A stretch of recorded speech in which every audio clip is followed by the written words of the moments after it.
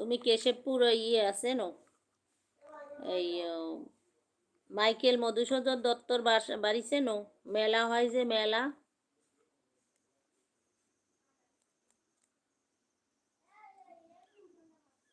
কিসের জন্য রেডি? তুমি তো বললা যে তানিয়া রেডি হইছো, রেডি থাকো। আপু আমি গ্রামে থাকি, তবে কিছু চিনি না। ও,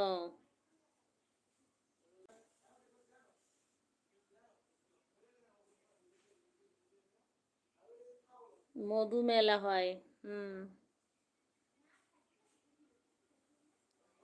হা হা হা, আপু ঠিক বলেছেন।